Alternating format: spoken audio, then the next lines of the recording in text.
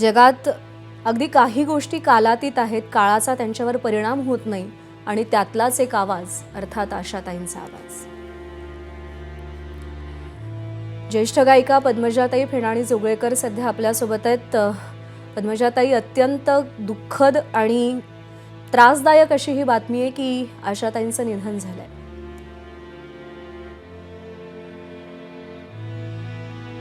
विश्वास बसत नाहीये आणि भारतरत्न लता दीदी नंतर जर भारतीय संगीत युगातलं एक महान पर्व संपलं असं वाटतं.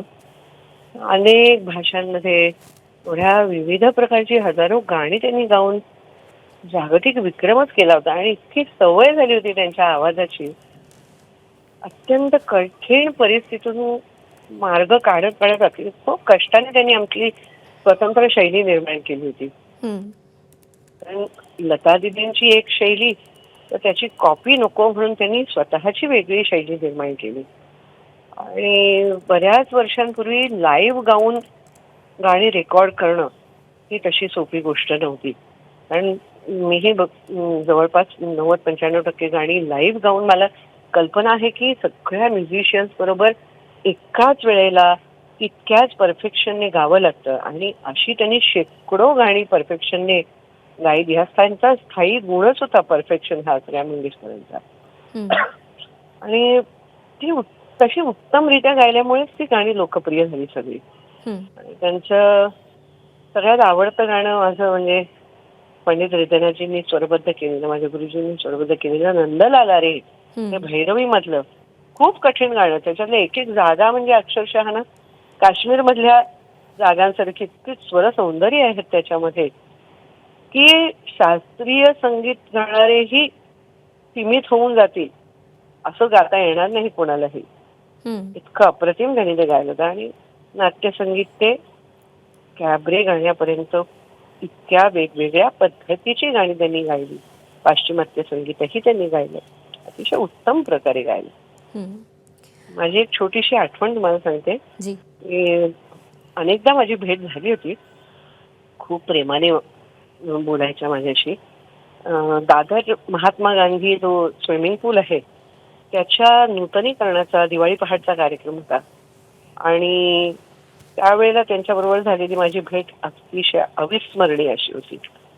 मी हा कार्यक्रम गाऊन दुसऱ्या दिवशीच्या दिवाळी पहाटच्या इंदोरच्या कार्यक्रमासाठी जाण्याला विमान पकडायच्या घाईत होते, पण मला आयोजकांनी सांगितलं की पद्मजाला थांबवा असा आशाताईंचा निरोप आहे.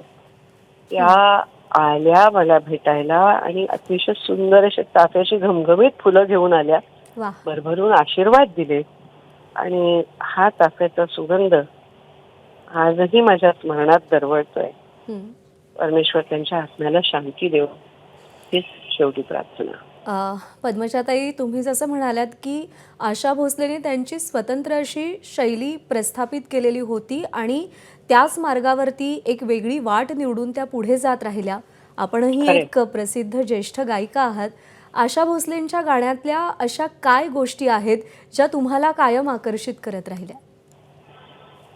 त्यांचा जो फिरता आवाज, त्याची गोडी जी आहे, नंतर शब्दफेक, उच्चार अत्यंत सुंदर. म्हणजे कुठलीही भाषा असो, अगदी बंगाली असो किंवा मराठी असो, संस्कृत असो, कुठलीही भाषा ती आपलीशी करून गाणं ही फार मोठी गोष्ट होती. आणि त्यांच्या गळ्यातला गोडवा, जसं लता दीदींच्या गळ्यातला गोडवा वेगळा, त्यांच्या गळ्यातला गोडवा वेगळा. अगदी नाट्यसंगीत असो, कॅबरे असो, ती गायिका ते गाणं गात आहे असंच वाटायचं अक्षरशः. म्हणजे आज आपण चित्रपट तो पाहिला नाही, ते चित्र पाहिलं नाही तरी ती कोण गाते आहे ते कळायचं. बिंदूसाठी गायल्या, अजून कोणाकोणासाठी गायल्या, पण अक्षरशः तो आवाज बरोबर परफेक्टली सूट व्हायचा त्या नायिकेला. नक्कीच. आणि तो आवाज आशाताईंचा असायचा. पद्मजाताई, आभार आपले, आपण प्रतिक्रिया दिलीत त्यासाठी. आणि ज्येष्ठ कलाकार अशोक खांडे सर सध्या आपल्यासोबत आहेत. अत्यंत खेदजनक आणि दुःखदायक अशी बातमी आहे सर, आशा भोसले यांचं निधन झालंय. आपली प्रतिक्रिया? खरं म्हणजे आशाताई गेल्या म्हणजे एक फार मोठं पर्व संपल्याचं मी काल रात्रीपासून त्यांच्याबद्दलच विचार करतोय. साधारण मला वाटतं एकदा महेश कोठारी यांचा फोन आला मला की तुमच्या आवाजात एक गाणं रेकॉर्ड करायचं आहे त्यांच्या पिक्चरसाठी, आणि म्हणून मी गेलो आणि बघतो तर काय की आशाताईंबरोबरच मला गाणं गायचं होतं डुएट. माझे पाय अक्षरशः थरथरायला लागले मला तिथे गेल्यावर कळल्यावरती. पण आशाताईंनी मला गाणं कसं लिहून घ्यायचं मला इतकं सांभाळून त्यांनी घेतलं, आणि ती माझी आशाताईंबरोबरची एक ती रम्य 4 तास जे माझ्याबरोबर होते, मला खरोखर ते सारखं मला काल रात्रीपासून आठवतंय. 2000 साली त्यांना ज्यावेळेला लता मंगेशकर पुरस्कार मिळाला त्यावेळेला मी स्वरलक्ष्मी नावाचा कार्यक्रम त्यांच्यासाठी केला होता. त्याच्यात त्यांनी स्वतः मला सांगितलं की ही सगळी माहिती तू कुठून माझ्याविषयी जमा केलीस. मी म्हटलं अशाताई त्यांच्यावर प्रेम असतं, त्यांची सगळी माहिती रसिकांना असते. मी एक रसिक म्हणून लहानपणापासून तुमचा मी फॅन आहे. फॅन म्हणजे किती फॅन की म्हणजे त्या बडे मियाँ तो बडे मियाँ छोटे मियाँ सुभान अल्लाह. लता मंगेशकरांचं एवढं उच्च स्थान असताना तिथे स्थान निर्माण करणं आणि त्यासाठी स्वतःची अशी एक शैली उभी करणं. ते मराठी गाणं ज्यावेळी गातात त्यावेळी किती तद्रूप होऊन गातात, आणि ज्या वेळेला हिंदी गाणी गातात त्यावेळी किती तद्रूप होऊन गातात. अनेक भाषात त्या गायल्या आहेत, तो भाग वेगळा.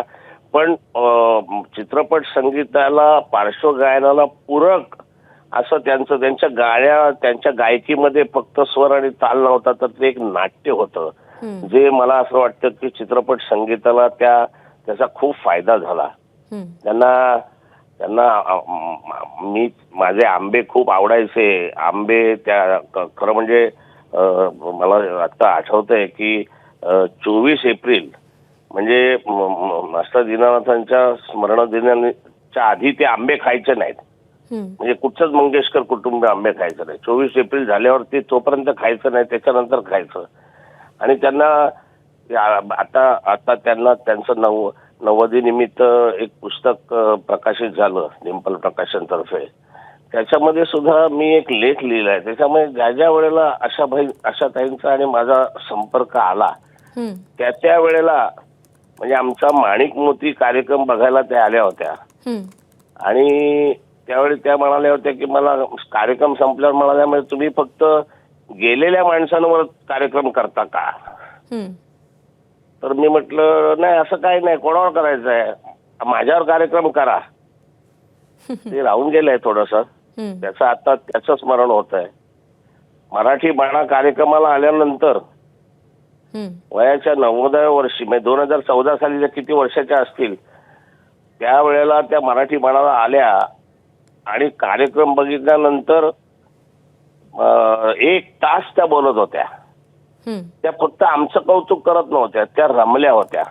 त्यांच्या त्या सगळ्या मराठीपणामध्ये पदर खोचून त्या स्वयंपाकघराला उभ्या राहतील आणि स्वतः थोड्याशा स्टेप्स घेऊन नाचत रंगमंचावर सुद्धा वयाच्या 90व्या वर्षी कार्यक्रम करणं ही सोपी गोष्ट नाही. खरं म्हणजे सोपी गोष्ट नाही की आहे, याच्यापेक्षा ते आमच्यासारख्या लोकांसाठी खरोखर खूप मोठी प्रेरणा आशाबाई होत्या.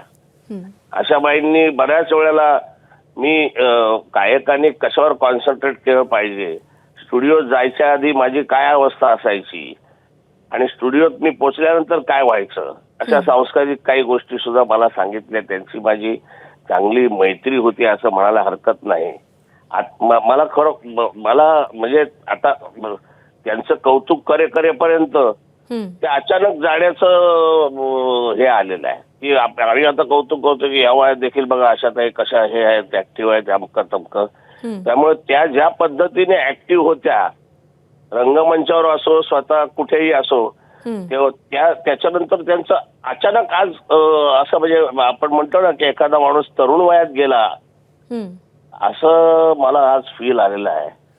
मी आशाबाईंच्या त्या सगळ्या साधनेला, त्या सगळ्या वेगळेपणाला, त्या सगळ्या खंबीरपणाला आणि त्या सगळ्या परिस्थितीवर मात करणाऱ्या, म्हणजे एक परिस्थिती त्यांची घरची परिस्थिती, त्याच्यानंतर त्या क्षेत्रामध्ये काम करण्यासाठी त्यांनी घेतलेली मेहनत, त्यासाठी करावा लागणारा संघर्ष, त्या संघर्षावर मात करण्यासाठी जिगीची वृत्ती त्यांनी दाखवली.